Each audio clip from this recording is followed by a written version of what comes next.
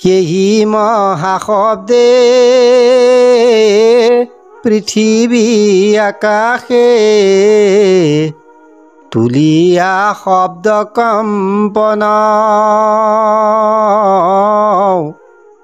ধৃতৰাষ্ট্ৰসূত খবৰ হৃদয় বঢ়াইল হৃদয় স্পন্দন।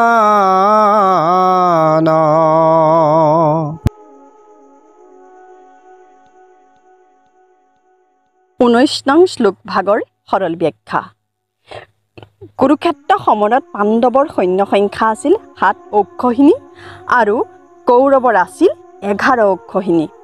তথাপি কুৰুবীৰসকলে যেতিয়া ৰণভেৰী বজাইছিল তেতিয়া পাণ্ডৱসকল ভয়ভীত হোৱা নাছিল। আনহাতে যেতিয়া পাণ্ডৱসকলে শংখ বজালে তেতিয়া কৌৰৱসকলৰ হৃদয় বিদীৰ্ণ হৈ গ'ল।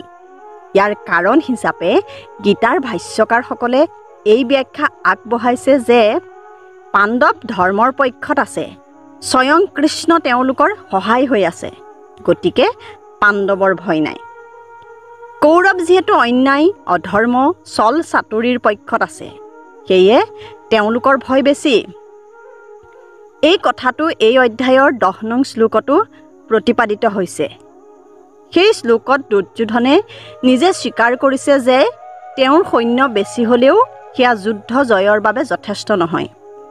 আনহাতে পাণ্ডৱৰ সৈন্য কম যদিও যুদ্ধ জয়ৰ বাবে সেয়াই যথেষ্ট। গতিকে বিষয়টো পৰিমাণগত বা পৰিসাংখ্যিক নহয়, মনস্তাত্ত্বিকহে। অন্যায় অধৰ্মত থকাসকল যিমানেই শক্তিমান নহওক কিয় সিহঁত কেতিয়াও ভয় শংকা সন্দেহ অবিশ্বাস আদিৰ পৰা মুক্ত হ'ব নোৱাৰে। উদাহৰণস্বৰূপে ৰাৱণৰ কথাই ক'ব পাৰি। স্বৰ্গ মৰ্ত্য পাতাল তিনিও লোক জয় কৰা ৰাৱণে সীতাহৰণ কৰিবলৈ আহোঁতে ঋষিৰ ভেষ ধৰি পলাই পলাইহে আহিছিল। লংকাত থাকোঁতেও ৰাৱণৰ সীতাৰ ওচৰলৈ চাপিবলৈ সাহস হোৱা নাছিল। ইয়াৰ কাৰণ কি?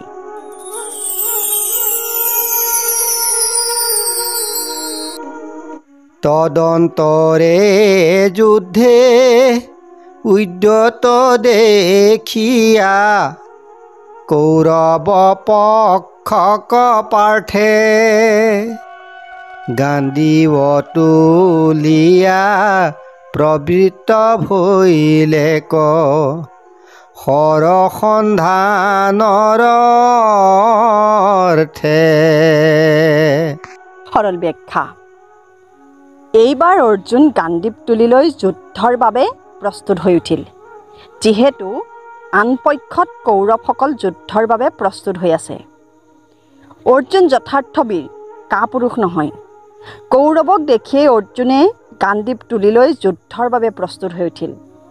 আনহাতে দুৰ্যোধন আছিল কাপুৰুষ, পৰমুখাপেক্ষী।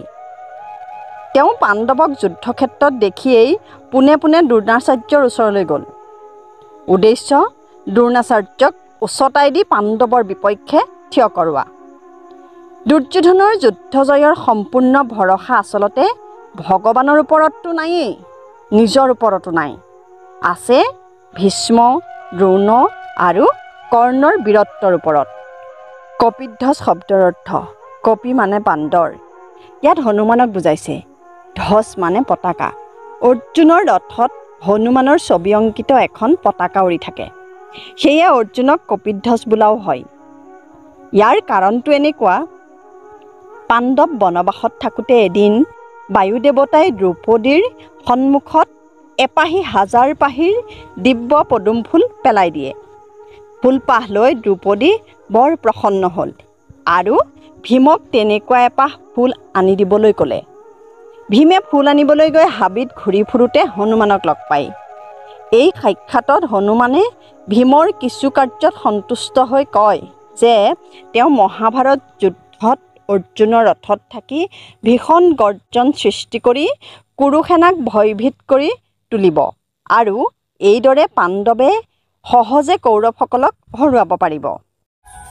গতিকে আপোনাসৱে পিছৰ ভিডিঅ'সমূহ পাই থাকিবলৈ আমাৰ চেনেলটো ছাবস্ক্ৰাইব কৰি থ'ব আৰু লাইক কমেণ্ট শ্বেয়াৰ কৰিবলৈ নাপাহৰিব।